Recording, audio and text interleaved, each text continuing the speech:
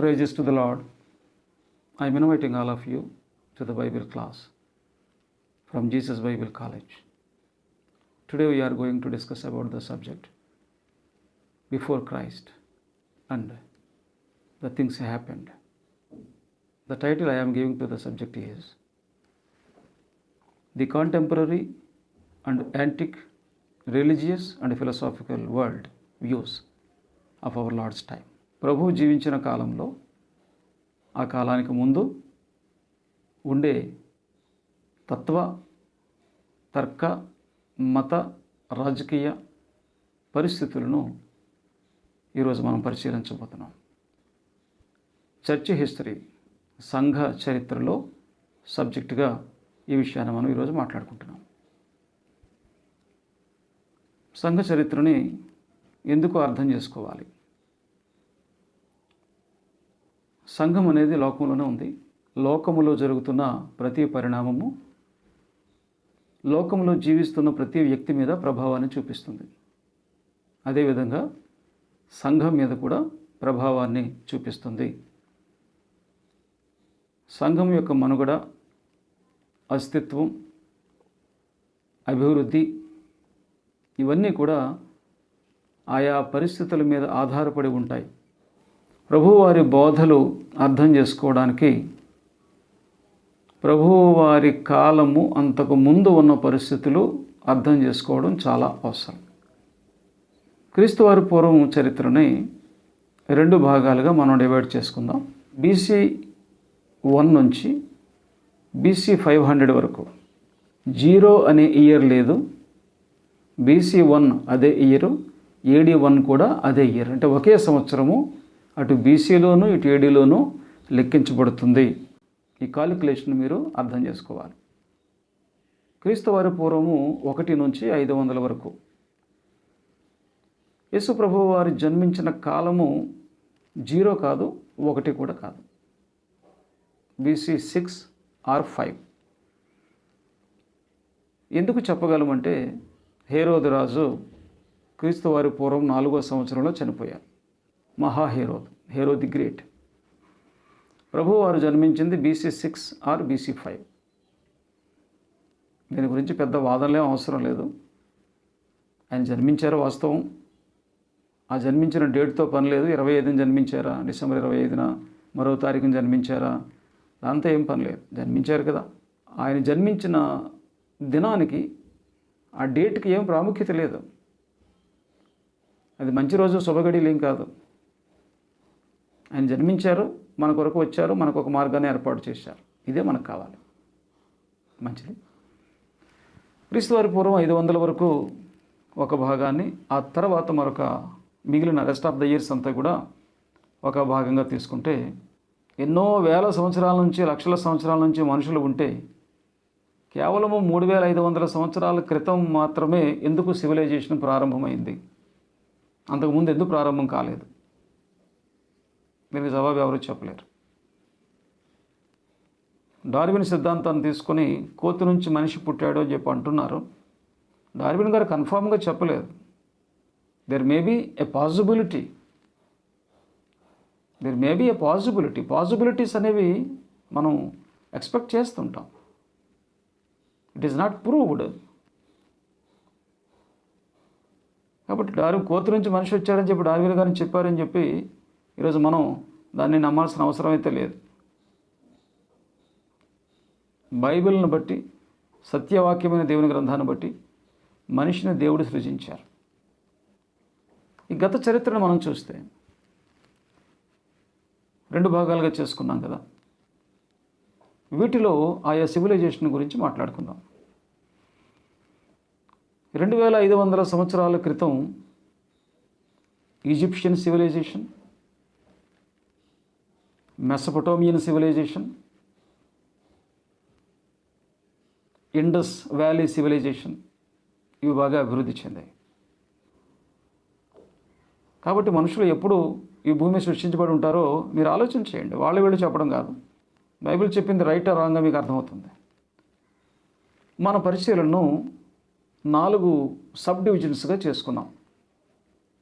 మొదటిది Jewish history, రెండవది Roman history and ruling, మూడవది గ్రీక్ హిస్టరీ అండ్ ఫిలాసఫీ, నాలుగవది oriental and Indian religions history and philosophy. ముందు మన భారతదేశం నుంచి ప్రారంభించుకుందాం. భారతదేశంలో 1500 సంవత్సరాల నుంచి 1200 సంవత్సరాల మధ్యలో వేదాలు అనే గ్రంథాలు వ్రాయబడినట్లుగా ఆర్కియాలజిస్టులు తెలియజేస్తున్నారు. వేదం అనేది భారతదేశానికి మూలం. భారతీయ సంస్కృతికి, భారతీయ మతాలకు, భారతీయ ఆలోచన విధానానికి మూలం. ఈ వేదాల తర్వాత ఉపనిషత్తులు అనేవి రాయబడ్డాయి. ఉపనిషత్తుల్నే వేదాంతాలు అన్నారు. వేదానికి అంతం అంటే వేదానికి ముగింపు కాదు. The conclusion of the Vedas is ఉపనిషద్.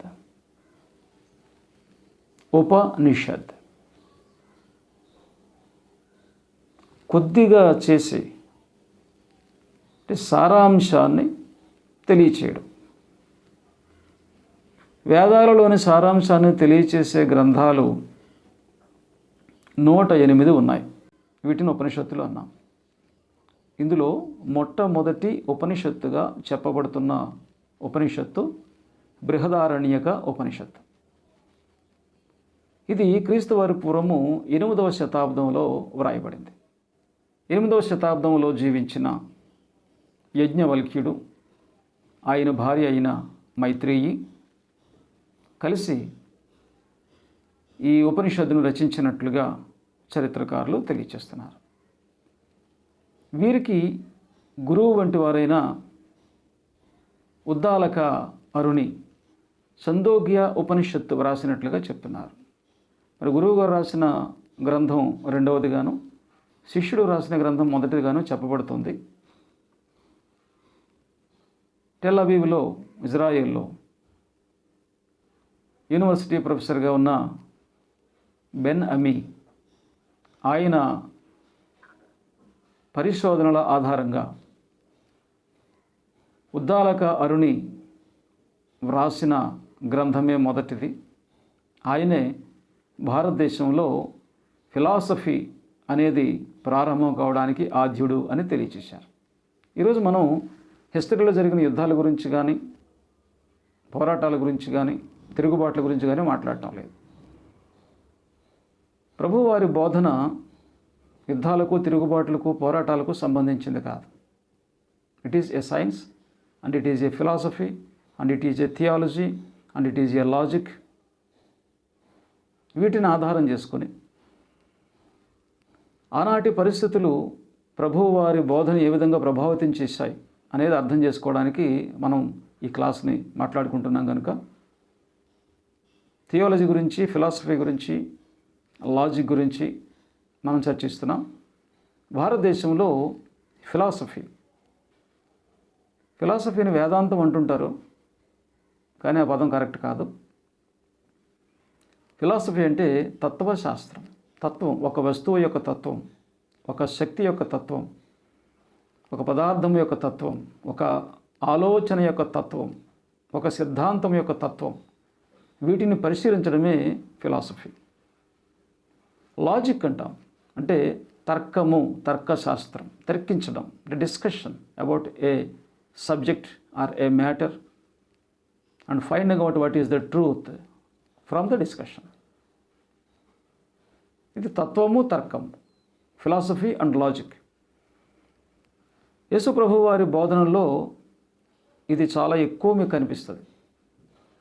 బైబిల్ని మీరు చదివే దృక్పథాన్ని బట్టి బైబిల్ మీకు అర్థమవుతూ ఉంటుంది. కొందరు ఏ ఉద్దేశంతో చదువుతారో ఆ ఉద్దేశంతోనే బైబిల్ అర్థమవుతుంది. మీరు యేసు ప్రభువులోని తత్వశాస్త్రాన్ని, తర్కశాస్త్రాన్ని, దైవికమైన ధోరణిని, ఆలోచనలను కనిపెట్టడానికి మీరు బైబిల్ గ్రంథం చదివితే 4 సువార్తల్లో అమోఘమైన సత్యాలను మీరు తప్పకుండా గ్రహించగలరు. క్రీస్తువారి పూర్వం 5వ శతాబ్దానికి ముందు భారతదేశంలో పరిఢవిలిన తత్వశాస్త్రం, తత్వజ్ఞానులు కొన్ని పేర్లు మీకు చెప్పాను. ఉద్దాలక అరుణి గారు, యజ్ఞవల్క్యుడు, ఆయన భార్య మైత్రేయి. ఆ కాలంలో మైత్రేయి అనే ఒక స్త్రీ తత్వశాస్త్రాన్ని అమోఘంగా పరిశీలించి ఒక గ్రంథాన్ని వ్రాయడంలో చాలా బాధ్యత వహించారంటే, అనాది కాలంలో భారతదేశంలో స్త్రీలకు ఎంత గొప్ప స్వేచ్ఛ స్వతంత్రాలు ఉన్నాయి, ఎంత ఆధిక్యత ఉంది, ఎంత ఉన్నతిని స్త్రీలకు ఇచ్చారనేది అర్థమవుతుంది. ఆధునిక కాలంలో భారతదేశంలో స్త్రీలకు ఎటువంటి ఉన్నతి ఇస్తున్నారనేది కూడా మనకి అర్థమవుతుంది. మంచిది. క్రీస్తువారి పూర్వం 500 కాలం నుంచి వెనక్కి వస్తే గౌతమ బుద్ధుడు, ఈయన 563 నుంచి 483 వరకు జీవించారని చరిత్రకారులు తెలియజేస్తున్నారు. ఈయన ఒక గొప్ప తత్వవేత్త, తర్కవేత్త. ఆయన ఎప్పుడు కూడా తనను దేవుణ్ణని చెప్పలేదు. తత్వాన్ని వెతికారు, తర్కాన్ని వెతికారు. మానవ జీవితంలో ఉన్న సమస్యలకు ఏ విధంగా ముగింపును పలకాలి, ఏ విధంగా పరిష్కారం వెతకాలి అని ఆయన ఒక పరిశోధన చేసి తన పరిశోధనలో తెలిసిన విషయాలను లోకానికి అందించారు. ఆయన తర్వాత కౌటిల్యుడు 370 నుంచి 283 మధ్యలో జీవించారు. అర్థశాస్త్రం తెలుసు మనందరూ, కౌటిల్యుని అర్థశాస్త్రం మీకు బాగా తెలుసు. వ్యాసుడు, ఈయన 200 BCలో జీవించినట్లుగా చరిత్రకారులు తెలియజేస్తున్నారు. ఆయన తర్వాత 150లో పతంజలి ఋషి జీవించినట్లుగా చరిత్రకారులు తెలియజేస్తున్నారు. సాంఖ్య, యోగ, న్యాయ, వైశేషిక, మీమాంస, వేదాంత, ఈ 6 స్తంభాల మీద భారతీయ తత్వశాస్త్రము, తర్కశాస్త్రము కట్టబడింది.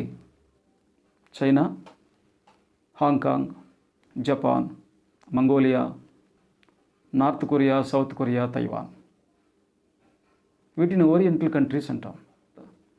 ఆసియాలో ఉన్న ఇతర దేశాలు. ఈ ఓరియంటల్ కంట్రీస్లో ఓరియంటల్ రిలీజన్స్ కూడా అభివృద్ధి చెందాయి. వాటిలో ప్రధానమైనవి 4: షింటోయిజం, సిండోయిజం, టావోయిజం, కన్ఫ్యూషియనిజం. ఈ 4 ఓరియంటల్ రిలీజన్స్గా చెప్పబడుతున్నాయి. భారతదేశంలో ఒక 4 గొప్ప మతాలు స్థాపించబడ్డాయి: హిందూయిజం, బుద్ధిజం, జైనిజం, సిక్కిజం. ఇది మన దేశానికి, మన ప్రాంతానికి సంబంధించిన చరిత్ర. ఈనాడు ప్రపంచాన్ని శాసిస్తున్న ఫిలాసఫీ గ్రీక్ ఫిలాసఫీ. భారతదేశంలో ఫిలాసఫీ అభివృద్ధి చెందినప్పటికీ ప్రపంచ స్థాయిలో అభివృద్ధి చెందకపోవడం, అభివృద్ధి చెందిన తత్వశాస్త్రం ప్రపంచానికి అర్థమయ్యే రీతిలో అందుబాటులోనికి తీసుకొని రాలేకపోవడం వల్ల గ్రీకు తత్వశాస్త్రానికి ఇంచుమించుగా 3 శతాబ్దాలకు ముందుగానే భారతీయ తత్వశాస్త్రం అభివృద్ధి చెందినప్పటికీ విస్తరించలేకపోయింది. థేల్స్ ఆఫ్ మిలిటస్ క్రీస్తువారి పూర్వం 624, 548 మధ్యలో జీవించారు.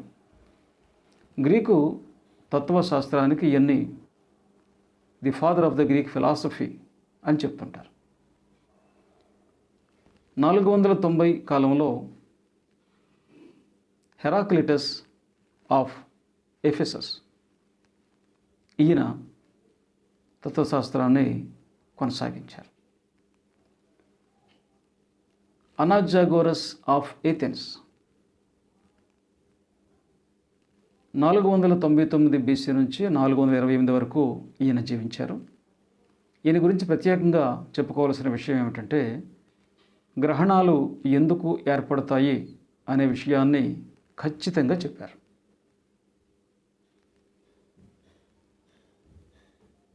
ఈయన తర్వాత పైథాగరస్.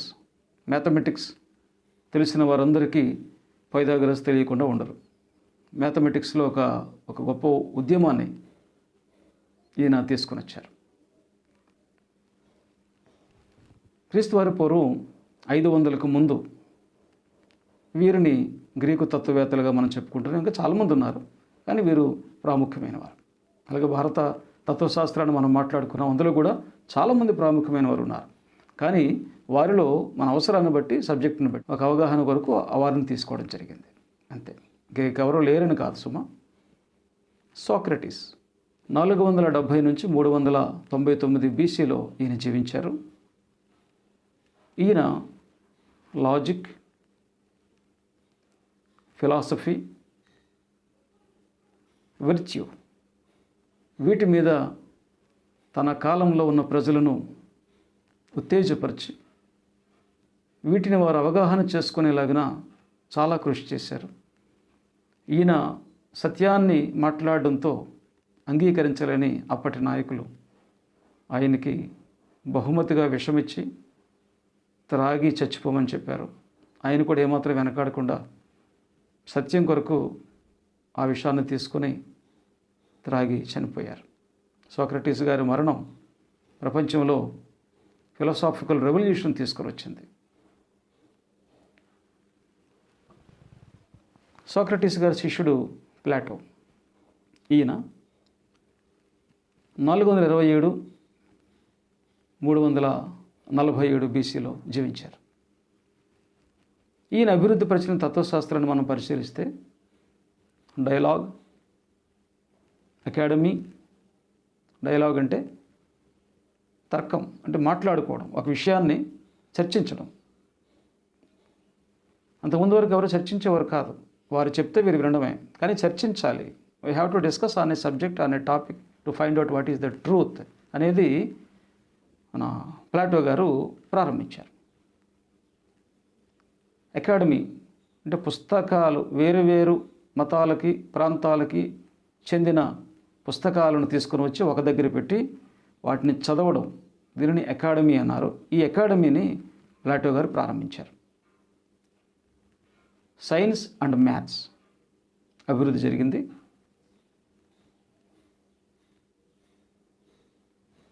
ప్లాటో గారు రాసిన ది రిపబ్లిక్ అనే పుస్తకం ఈనాటికి కూడా ఒక మహత్తరమైన గ్రంథం. ఎందరో ఫిలాసఫర్స్ ఆ గ్రంథాన్ని ఇప్పటికే చదువుతున్నారు. The ideal state in a philosophical view అనే అభిప్రాయాన్ని ఆ గ్రంథంలో స్పష్టంగా ప్లాటో గారు తెలియజేశారు. ఈయన శిష్యుడు అరిస్టాటిల్. అలెగ్జాండర్ గారికి ఈయన గురువుగా కూడా పనిచేశారు. అరిస్టాటిల్ గారు అభివృద్ధి పరిచిన మరికొన్ని ప్రాముఖ్య విషయాలు ఇక్కడ మీకు జ్ఞాపకం చేస్తున్నాను. లాజిక్, మ్యాథ్స్, క్రిటిసిజం అంటే విమర్శ, సద్విమర్శ. ఒక అంశాన్ని విమర్శించడం తప్పు కాదు, విమర్శిస్తేనే ఎదుటి వ్యక్తి ఆలోచిస్తాడు అనేది ఈయన విధానం. పాలిటిక్స్ అనేది ప్రారంభమైంది. రాజకీయము అనే పదం పాలిటిక్స్ అనే పదానికి సరైన అర్థం కాదు. పోలీస్ అంటే గ్రీకు భాషలో పట్టణములోని ప్రజలు, పట్టణం యొక్క పరిపాలన. పట్టణంలో ప్రజలు పరిపాలించుకున్నారు. కానీ ఇక్కడ రాజకీయం అనే పదం వచ్చినప్పుడు రాజు అనే పదం కలుస్తుంది. కాబట్టి ఫిలాసాఫికల్గా మనం చెప్పాలంటే పాలిటిక్స్ అనేదానికి రాజకీయం అనేది సరైన అర్థం కాదు. పాలిటిక్స్ అంటే ప్రజా పరిపాలన. దీని గురించి ఆయన చక్కగా చాలా గ్రంథాలు రాశారు, వ్యాసాలు కూడా చెప్పారు, అభివృద్ధిపరిచారు. ఒక రిటోరిక్ అంటే వాక్చాతుర్యంతో ఎదుటి వారికి అర్థమయ్యేలా చెప్పడం, వారికి ఉన్న నాలెడ్జ్ని బట్టి విషయాన్ని అర్థమయ్యేలా చెప్పడం అరిస్టాటిల్ గారు ప్రారంభించారు. సైకాలజీ మనస్తత్వ శాస్త్రం, బయాలజీ జీవశాస్త్రం, ఫిజిక్స్ ఎథిక్స్ అంటే నీతి. ప్రతి సొసైటీకి, ప్రతి మనిషికి నీతి అనేది ఉండాలి. ఆ నీతి ఎలా ఉండాలి? తప్పు చేసేవాళ్ళు కూడా వారు నీతిమంతులుగానే వారు తప్పును సమర్థించుకునే ప్రయత్నం చేస్తుంటారు. కానీ మనం దాన్ని అంగీకరించం కదా, తప్పు అంటాం. కనుక ఎవరు చేసే పని వాడికి నీతిగా కనిపించవచ్చు, మోసగాడికి మోసం కూడా నీతిగా కనిపించవచ్చు. కానీ నీతి అంటే ఏమిటి, ఎలా ఉండాలన్న దాన్ని అరిస్టాటిల్ గారు చక్కగా తెలియజేశారు. ఈయన ప్రారంభించిన ఈ ఎథిక్స్ అనే ఈ డిస్కషన్ ద్వారా ఒక గొప్ప ఆలోచన బయటకు వచ్చింది. మెటాఫిజిక్స్ అంటే కనిపించే వాటికి కనిపించని వాటికి ఉండే సంబంధం, దీని మీద పరిశోధన చేయాలి. మెటాఫిజిక్స్.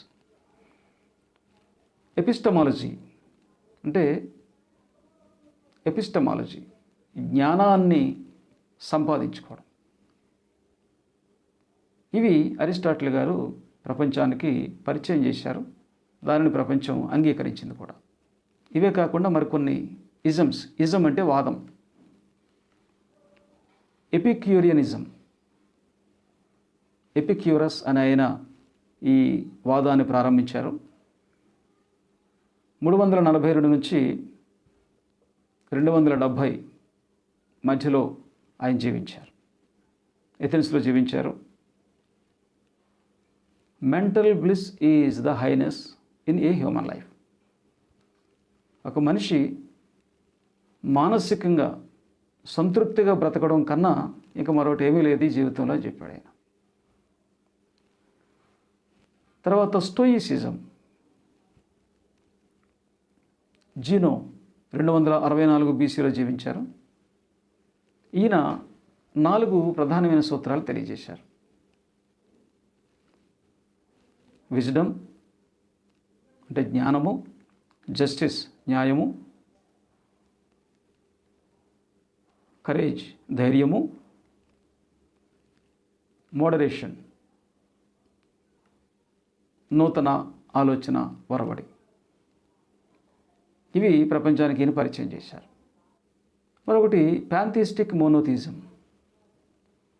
అంటే ఒకే దేవుడు సృష్టి అంతా చేశారు, ఆ దేవుడే సృష్టిలో కూడా ఉన్నారు, అంటే ప్రతి వస్తువులోనూ కూడా ఆ దేవుడే ఉన్నారు. ఇది ప్యాంథిస్టిక్ మోనోథిజం. మరికొన్ని వాదనలు కూడా ఉన్నాయి, పెద్ద దేవుడు చిన్న దేవుడు ఉన్నారని. చిన్న దేవుడికి అంత సరిగా తెలియదు కనుక చిన్న దేవుడు సృష్టి చేయడం వల్ల ఈ సృష్టిలో చాలా సమస్యలు, మనుషుల జీవితాల్లో చాలా సమస్యలు ఉన్నాయని ఒక వాదన కూడా ఉంది. ఇక 4వది worship of the state and worship of the leaders. దేశాన్ని లేక నేలను, భూమిని తల్లిగా, దేవతగా భావించడం, నాయకులను దేవుళ్ళుగా భావించడం. మన భారతదేశంలో కూడా ఈ కల్చర్ ఉంది కదా, భారత మాత. ఎవరి భారత మాత? ఎక్కడుంటారు? ఒక దేశాన్ని ఆ విధంగా ఒక దేవతగా పిలుస్తున్నారు. తెలుగు తల్లి, మన ఆంధ్రప్రదేశ్లో తెలుగు తల్లి అని పిలుస్తున్నారు. ఎక్కడుంటారు ఆవిడ? ఏం చేస్తారు? మెటాఫోరికల్ ఎబ్రివేషన్స్ అంతే. ఈ విధంగా ప్రతి దేశంలోనూ ప్రతి ప్రాంతంలోనూ కూడా ఆ దేశాన్ని పూజించడం, ఆ ప్రాంతాన్ని పూజించడం, అలాగే ఆ ప్రాంతంలోని నాయకులను, రాజులను, చక్రవర్తులను పూజించడం, వారి గుడులు కట్టడం, వారిని దేవుళ్ళుగా పూజించడం, ఇవన్నీ కూడా ప్రపంచంలో ఇంచుమించు అన్ని దేశాల్లోనూ ఆ కాలంలో జరిగినాయి. ఇక రోమన్ రూలింగ్లోకి వెళ్తే రోమియులు గ్రీకులు బలహీనపడిన తర్వాత, అంటే 323లో అలెగ్జాండర్ గారు చనిపోయిన తర్వాత గ్రీకు సామ్రాజ్యం 4 భాగాలుగా విభజించబడింది. ఇజ్రాయేలు చరిత్రకు సంబంధించి ఐగుప్తులో నుంచి టోలమీలు, అంతియోకు నుంచి సెల్యూకస్లు పరిపాలన చేశారు. వీరి తర్వాత రోమన్స్ బలపడి వారి రాజ్యాన్ని విస్తరింపచేశారు.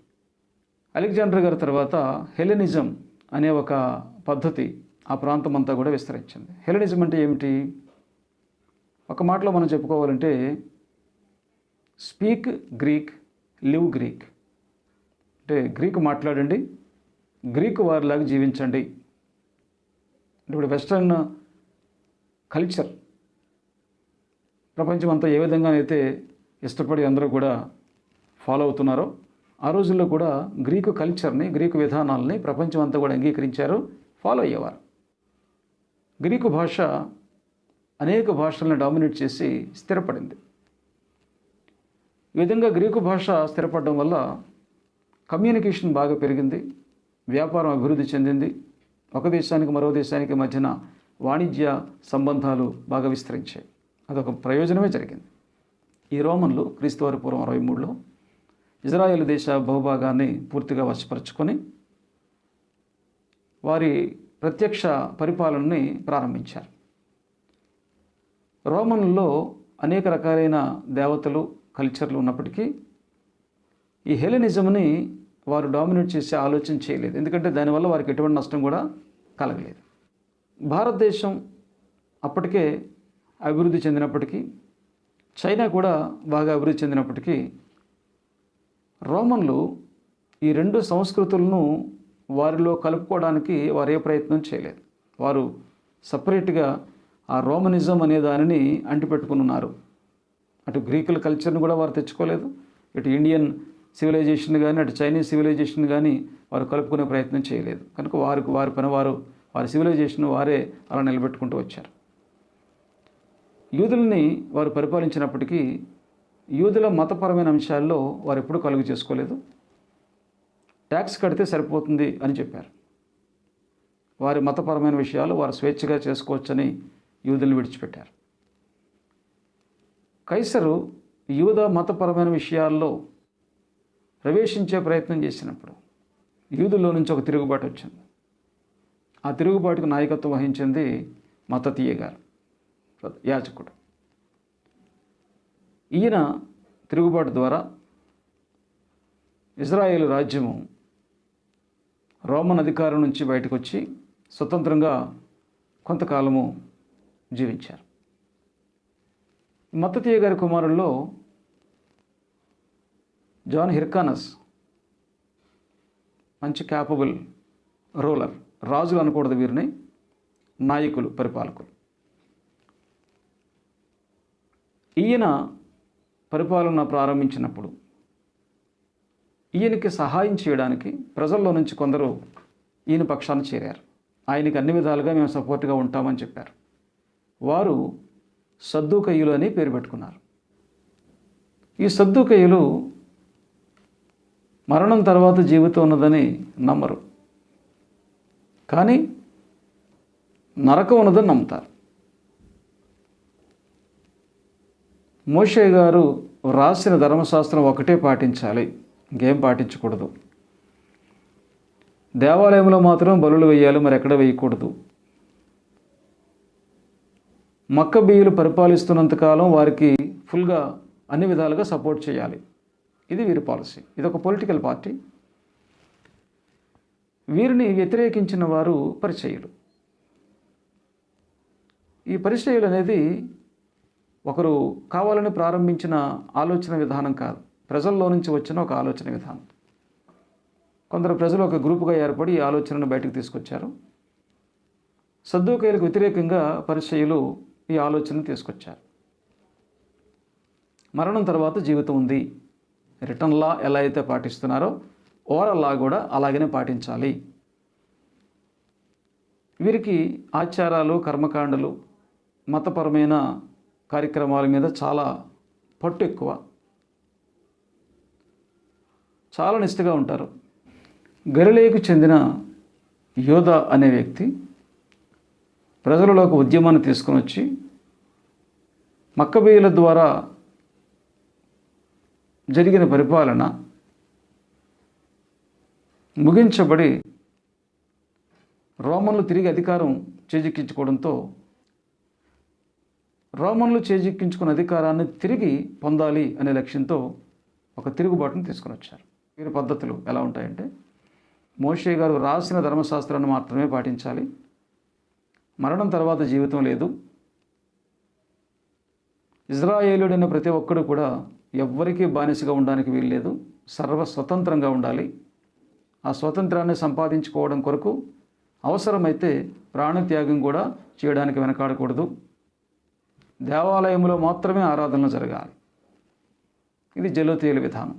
క్రీస్తువారి పూర్వం 63లో రోమన్లతో యుద్ధం జరగడానికి ఈ జెలోతీయులే కారణం. తర్వాత రోమన్లు పూర్తిగా ఇజ్రాయెల్ దేశాన్ని వశపరుచుకున్నారు. అంతకుముందు ఇజ్రాయెల్ దేశం పాలస్తీనాగా పిలువబడింది. ఈ పేరు ఎవరు పెట్టారంటే గ్రీకు రచయితలు పెట్టారు. ఇజ్రాయెల్ చరిత్ర మనం చూసినప్పుడు క్రీస్తు వారి పూర్వం 722లో అస్సిరియన్ చెరలోనికి ఇజ్రాయేలీలు వెళ్ళిపోయారు. 586లో బబులోను చెరలోనికి యూదులు వెళ్ళిపోయారు. అక్కడితో ఇజ్రాయేలు దేశం అనే పేరు మట్టిలో కలిసిపోయింది. దేవాలయం ఎలాగైతే మట్టిలో కలిసిపోయిందో వారి పేరు కూడా మట్టిలో కలిసిపోయింది. బబులోనులో వెళ్ళిపోయిన తర్వాత బబులోనులో దేవుని ఆరాధించుకోవడం కొరకు సునగోగు అనే ఒక ప్రత్యేకమైన స్థలాన్ని యూదులు ఏర్పాటు చేసుకున్నారు. మన భాషలో చెప్పాలంటే కమ్యూనిటీ హాల్ అంటాం. ఆ సునగోగులో హిబ్రూ భాష నేర్పించేవారు, హిబ్రూ గ్రంథాలని చదివించేవారు, మతపరమైన కార్యక్రమాలు చేసేవారు, అధికారపూర్వకమైన కార్యక్రమాలు కూడా చేసుకుంటుండేవారు. ఈ సునగోగు వ్యవస్థ వారు బబులోను నుంచి తిరిగి వచ్చిన తర్వాత క్రీస్తు వారి పూర్వం 536లో కోరెషు రాజు గారు ఇచ్చిన డిక్రీ ద్వారా జెరుబ్బాబెలు గారు, తర్వాత నెహెమ్యా గారు, ఆ తర్వాత ఎజ్రా గారు శిథిలమైపోయిన దేవాలయాన్ని తిరిగి పునరుద్ధరించారు, వ్యవస్థను మళ్ళీ ప్రారంభించారు. అయినప్పటికీ సునగోగు వ్యవస్థ అనేది ప్రజలకు అనుకూలంగా ఉండడంతో ప్రతి గ్రామంలోనూ ప్రతి పట్టణంలో కూడా సునగోగులు కంటిన్యూ అవుతూ వచ్చాయి. యేసుప్రభు వారు ఏ ఊరు వెళ్ళినా, అపోస్తలులు ఏ ఊరు వెళ్ళినా అక్కడ ఉన్న సునగోగుల్లోనికి వారు వెళ్ళి అక్కడ వాక్యాన్ని బోధించేవారు. ఎవరైనా సరే వచ్చి వాక్యం బోధించడానికి ఆ సునగోగుల్లో పర్మిషన్ ఇస్తారు. ఏదైనా మాట్లాడాలంటే మాట్లాడచ్చు, కానీ అది దేవునికి సంబంధించింది అయి ఉండాలి. పాలస్తీనా దేశాన్ని చాలామంది పరిపాలించారు. ఎందుకు ఇది మనకు అవసరం అంటే, ఎవరు పరిపాలించినప్పుడు వారి పరిపాలనలో ఉన్న కొన్ని మార్పులు ప్రజల్లోనికి వస్తూ ఉంటాయి. మన భారతదేశంలో ఇన్ని రకాలైన మార్పులు ఎందుకు ఉన్నాయంటే, అనేకులు మన భారతదేశాన్ని పరిపాలించారు, వారి ద్వారా కొన్ని మన దేశంలోనికి వచ్చాయి. ముస్లింల దగ్గర నుంచి కొన్ని నేర్చుకున్నాం, బ్రిటిష్ వాళ్ళ దగ్గర నుంచి కొన్ని నేర్చుకున్నాం, అంతకుముందు పరిపాలించిన వారి నుంచి కొన్ని నేర్చుకున్నాం. పాలస్తీనాలో కూడా అదే పరిస్థితి. అసిరియన్లు, బాబిలోనియన్లు, పర్షియన్లు, గ్రీకులు, రోమన్లు, అరబ్బులు, ఫాతిమీయులు, సెల్జుక్ తుర్కులు, క్రూసేడర్లు, ఐగుప్తీయులు, మెమిలకులు, ఇస్లామీయులు, ఇంతమంది పాలస్తీనా దేశాన్ని పరిపాలించారు. ఇంకా అక్కడ ఎన్ని రకాలైన కల్చర్లు ఉంటాయో మీరు ఆలోచన చేయండి. కల్చర్ మాత్రమే కాదు, వారి ఆలోచన ధోరణులు కూడా ప్రజల్లో ఉంటాయి. అంటే ఏ కల్చర్ని ఫాలో అయ్యేవారు దానికి సంబంధించిన ఒక ప్రత్యేకమైన ఆలోచన కలిగి ఉంటారు, ప్రత్యేకమైన విధానం కలిగి ఉంటారు. యేసు ప్రభువు అనే ఒక ఆయన వస్తారని, ఒక కొత్త మతాన్ని స్థాపిస్తారని, ఆ కొత్త మతాన్ని నమ్ముదామని సిద్ధంగా అయితే ఎవరు లేరు. ఆనాటి ప్రతి మనిషికి కూడా ఒక మతం ఉంది, ఒక తత్వం ఉంది, ఒక తర్కం ఉంది, ఒక పరిపాలనా విధానం ఉంది, ఒక అవగాహన కూడా ఉంది. The knowledge brightly డిసెమినేటెడ్ in those days. జ్ఞానము కొదువైన రోజులేం కాదు, అది చక్కగా కావలసినంత జ్ఞానాన్ని సంపాదించుకోవడానికి అవకాశం ఉన్న దినాలు. ఇక బాప్తిస్మ ఇచ్చే యోహాను గారి దగ్గరికి వద్దాం. నిజంగా స్త్రీలు కనిన వారిలో బాప్తిస్మ ఇచ్చే యోహాను కన్నా గొప్పవారు ఎవరూ లేరు అని యేసు ప్రభు చెప్పిన మాట 100% సత్యము అని నేను కూడా నమ్ముతున్నాను. ప్రభువు వారికి ఎంతో సహకరించిన వ్యక్తి బాప్తిస్మ ఇచ్చే యోహాను. అంతకుముందు దేవాలయంలో ఉండే శుద్ధీకరణ కార్యక్రమాలని మలచి ప్రజల్లోనికి తీసుకొని వెళ్ళి దానిని బాప్తిస్మంగా అభివృద్ధి చేసి బాప్తిస్మాన్ని ప్రజల్లోనికి తీసుకొని వెళ్ళారు. బాప్తిస్మం ప్రారంభించింది యోహాను గారిని చెప్పలేం, ఎటువంటి ఆధారం లేదు. కానీ ప్రభువు వారి కొరకు ఒక వాతావరణాన్ని సృష్టించడంలో బాప్తిస్మాన్ని ప్రధానమైన సాధనంగా యోహాను గారు ఉపయోగించుకున్నారు. ప్రభువారు పరిచర్య ప్రారంభించినప్పుడు ఎటువంటి ఆలస్యం లేకుండా పరిచర్యను వేగవంతంగా ముందుకు తీసుకుని వెళ్ళడానికి బాప్తిస్మ ఇచ్చే యోహాను గారు ఎంతో సహకరించారు. ఆయన అప్పటికే ప్రారంభించిన పరిచర్య ద్వారా ఇజ్రాయిల్లోంచి, అంటే యొర్దాను కుడివైపు ఎడమవైపు నుంచి కూడా, అంటే ఇజ్రాయేలీలో నుంచి అన్యుల్లో నుంచి కూడా అనేక మంది యోహాను గారి దగ్గరికి వచ్చి బాప్తిస్మం తీసుకుని నీతిమంతులుగా బ్రతకడం. బాప్తిస్మం అనేది నీతిమంతులుగా బ్రతకడానికి వాళ్ళు తీసుకున్నారు. యోహాను గారు ఒక మతాన్ని స్థాపించలేదు. యోహాను గారిని ప్రవక్తగా భావించారు కనుక ఆయన దగ్గరికి వచ్చి ఆయన ద్వారా బాప్తిస్మం తీసుకుని అప్పటి నుంచి నీతిగా జీవించడానికి వారు ఇష్టపడ్డారు. వీరికి యోహాను గారు చెప్పింది ఏమిటంటే, మీరు ఎవరి కొరకైతే ఎదురు చూస్తున్నారో ఆ మెస్సియా వస్తున్నారు, ఆయన మార్గాన్ని సిద్ధపరచడానికి నేను వచ్చాను అని చెప్తూ, తన దగ్గరకు వచ్చి సత్యాన్ని నేర్చుకున్న వారిని, శిష్యులుగా మారడానికి ఇష్టపడిన వారిని ప్రభువు వారి దగ్గరికి వెళ్ళేలాగా ఆయన ప్రిపేర్ చేశారు. ప్రభువు వారు రాగానే ప్రభువు వారికి కొందరు శిష్యులను సిద్ధపరిచి ఇచ్చారు.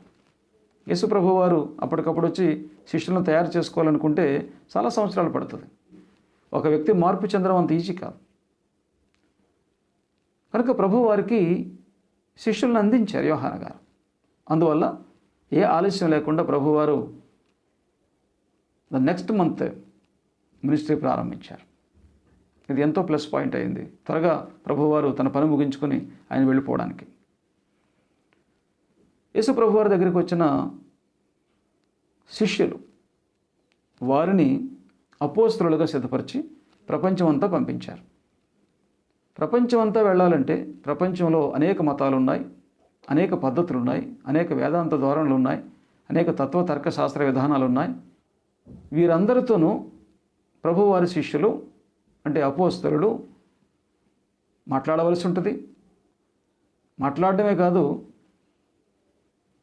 ఆ తత్వం కన్నా ఆ తర్కం కన్నా ఇదే సత్యము అని చెప్పి వారిని ఒప్పించవలసి ఉంటుంది.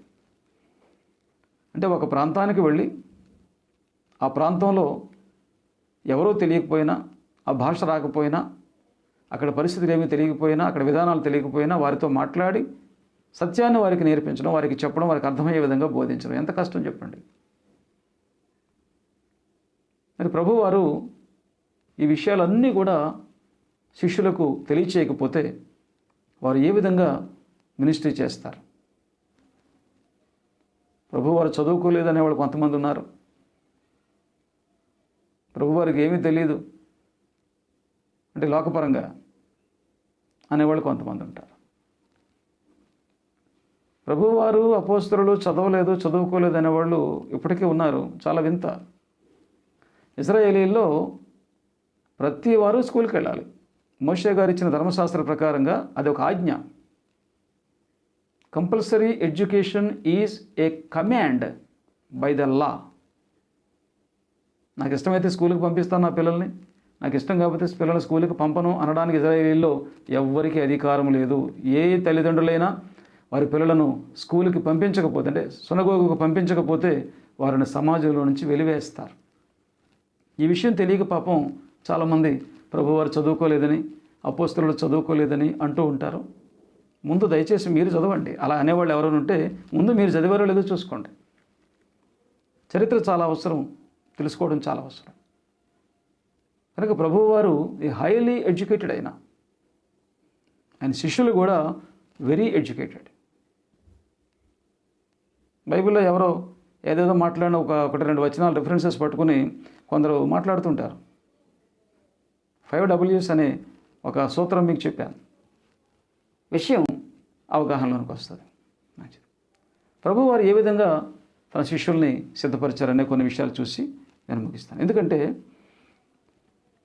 ఈ ఇన్ఫ్లుయెన్స్ అంతా కూడా, అంటే ఇన్ని రకాలైన మతాలు, ఇన్ని రకాలైన ఆలోచనలు, ఇన్ని తర్కాలు, ఇన్ని వాదనల యొక్క ఇన్ఫ్లుయెన్స్ అంతా కూడా యేసు ప్రభువారి మీద ఉంది. వీటన్నిటికీ ఆయన జవాబు చెప్పారు. వీటన్నిటికీ సంబంధించిన నాలెడ్జ్ అంతటిని శిష్యులకి నేర్పించారు. అందుకే వారు ధైర్యంగా భారతదేశం వచ్చారు, యూరోపియన్ కంట్రీస్కి వెళ్ళారు, అంటే ఇంగ్లాండ్ కూడా వెళ్ళారు, అటువైపు ఆఫ్రికా వెళ్ళారు. All over the world at the time they reached each and every place to preach and to teach. ఎంత నాలెడ్జ్, ఎంత విజ్డమ్ యేసు ప్రభు వారు వారికి చెప్పుంటే, నేర్పించి ఉంటే వారు ఇంత స్పీడ్గా పనిచేయగలిగి ఉంటారు. మీరు ఆలోచించండి. ప్రభు వారి శిష్యులను ఏ విధంగా సిద్ధపరిచారో ఒక 2 మాటలు మనం చూద్దాం.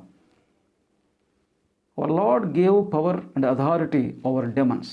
దయ్యాల మీద అధికారాన్ని ఇచ్చారు, సాతాను శక్తుల మీద అధికారం ఇచ్చారు. గేవ్ పవర్ టు హీల్, ఎటువంటి వ్యాధినైనా స్వస్థపరచడానికి అధికారం ఇచ్చారు.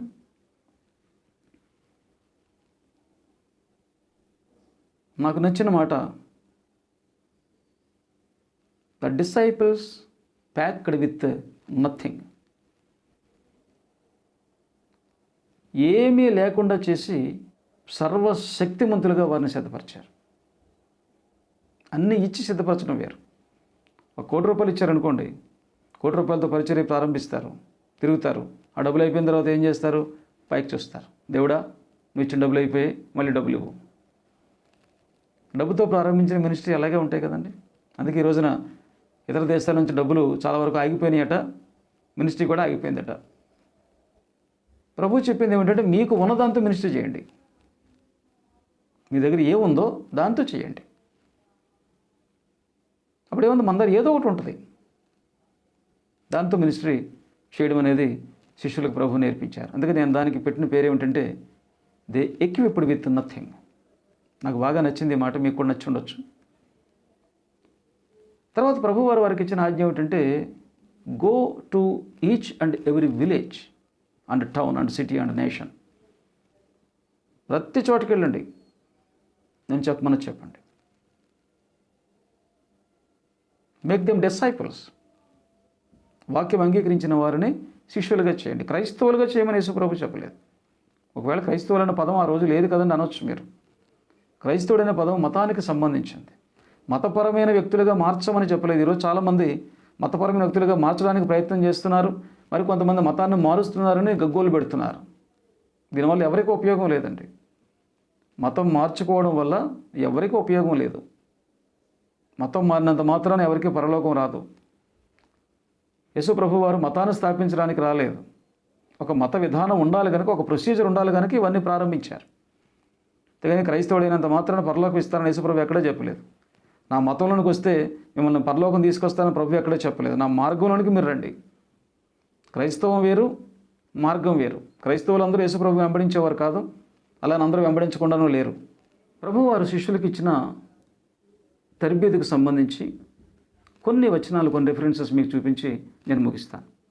అవాయిడ్ ఇన్ మీ, నాలో మీరు ఉండండి అని ప్రభు చెప్పిన మాట యోహాను సువార్త 15వ అధ్యాయము 4 నుంచి 10 వచనాల్లో కనిపిస్తుంది. అబ్రహాము వాదానికి సంబంధించిన వారిని ఎదుర్కోవడానికి యోహాను సువార్త 8:37లో ప్రభు వారు కొన్ని మాటలు వారికి తెలియజేశారు.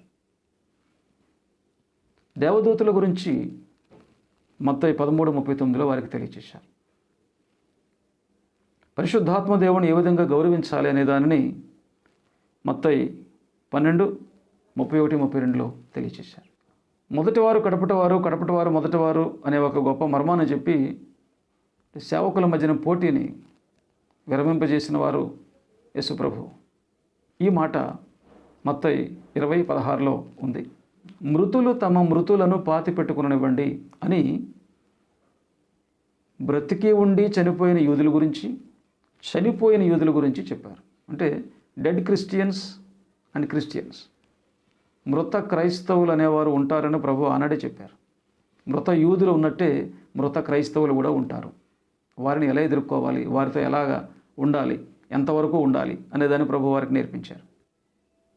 పన్నులు ఎగ్గొట్టకండి, గవర్నమెంట్స్ వేసే ప్రతి ట్యాక్స్ని కూడా మీరు కట్టాలి అని శిష్యులకు నేర్పించారు. మత్తయి 22:21.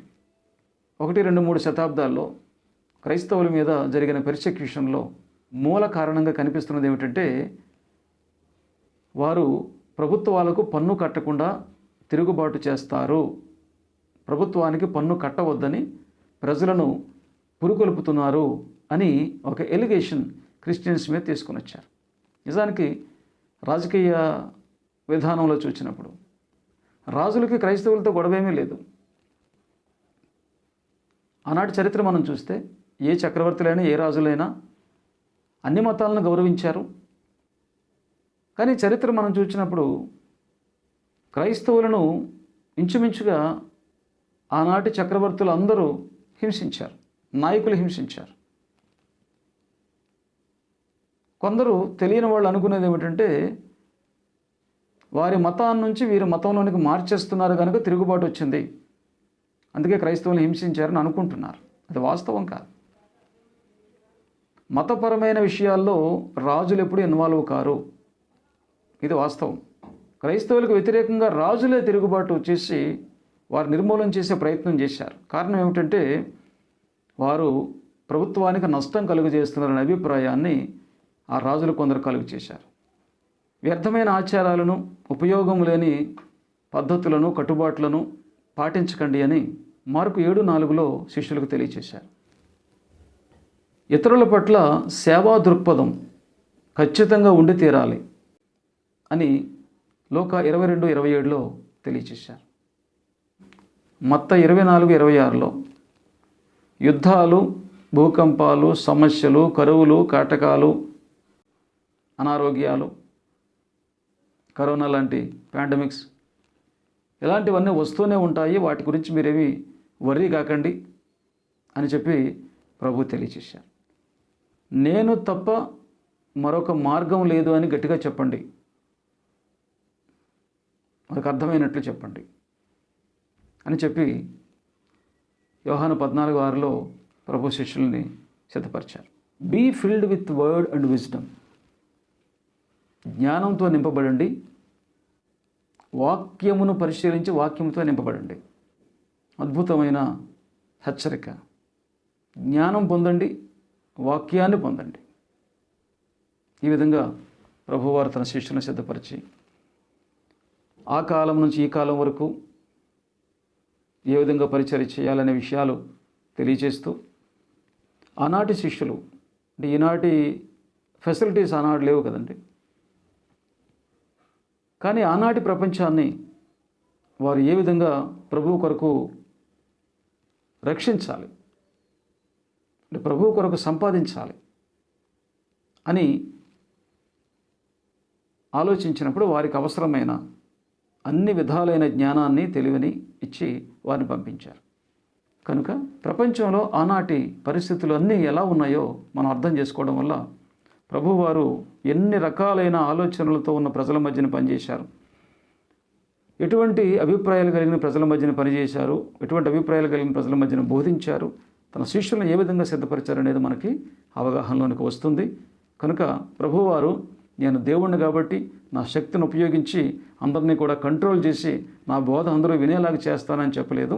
ఆయన ఒక సామాన్య మనిషిగా వచ్చారు, ఒక సామాన్య మానవుడిగా వచ్చి ఒక సామాన్య మానవుడు ఏ విధంగానైతే ఈ ప్రపంచంలో అంత జ్ఞానాన్ని నేర్చుకుంటారో, అన్ని తెలివితేటలు నేర్చుకుంటారో, అంత విద్య నేర్చుకుంటారో, ఇవన్నీ కూడా ఆయన నేర్చుకొని తన శిష్యులు కూడా నేర్పించి వారిని బయటికి పంపించారు ప్రపంచం అంతటికి కూడా. ఈ రోజున వారు చేసిన పరిచర్య ప్రపంచంలో విస్తరించి ఉంది. ఎందుకు ఈ మాటలు నేను మీకు చెప్తున్నానంటే, యేసు ప్రభు వారు వచ్చినప్పటికీ ప్రపంచం ఖాళీగా లేదు, ఏ మనిషి ఖాళీగా లేడు. ప్రతి మనిషికి ఒక మతం ఉంది, ఒక ఆలోచన ఉంది, ఒక అవగాహన ఉంది, ఒక ఇజం ఉంది, ఒక థీమ్ ఉంది, కొన్ని అభిప్రాయాలు ఉన్నాయి. ఇటువంటి వారందరికీ ప్రభువు బోధించడానికి ఆయనకి ఎంత నాలెడ్జ్ అవసరం, ఎంత స్టడీ అవసరం, ఎంత ఎడ్యుకేషన్ అవసరం, ఎంత విజ్డమ్ అవసరం, ఇవన్నీ ఆయన ఎంతో శ్రమపడి కడు పేద స్థితిలో ఉన్నప్పటికీ కూడా, ఇంట్లో మెయింటైన్ అవ్వడమే చాలా కష్టమైన పరిస్థితుల్లో కూడా ఇంత ఎడ్యుకేషన్ చేయడానికి ఆయన ఎంత ధనాన్ని ఖర్చు పెట్టి ఉంటారు, ఎంత ప్రయాసపడి ఉంటారు, మీరు ఆలోచించండి. కనుక సాధ్యమైనంత వరకు ఖచ్చితంగా మీరు జ్ఞానాన్ని, దైవ జ్ఞానాన్ని నేర్చుకోవడానికి ప్రయత్నం చేయండి. బుక్స్ చదవండి, నాలెడ్జ్ సంపాదించండి. జీసస్ బైబిల్ కాలేజ్ మీకు ఎప్పుడు కూడా అందుబాటులో ఉంటుంది. మీరు ఏ విషయమైనా మా ద్వారా మీరు నేర్చుకోవాలనుకుంటే తప్పకుండా మీకు నేర్పించడానికి మేము ఎప్పుడు కూడా సిద్ధంగా ఉన్నాం. దేవుడు ఈ క్లాస్ను దీవించి ఆశీర్వదించునుగాక. మీ అందరికీ కూడా మరొకసారి నా హృదయపూర్వక ధన్యవాదాలు తెలియజేస్తున్నాను. I am thanking all of you, those who had and watched this video. I'm humbly requesting, please promote this video to the needy person, those who are interested to learn the word of God. Thank you very much. Praises to the Lord. May God bless you. Amen.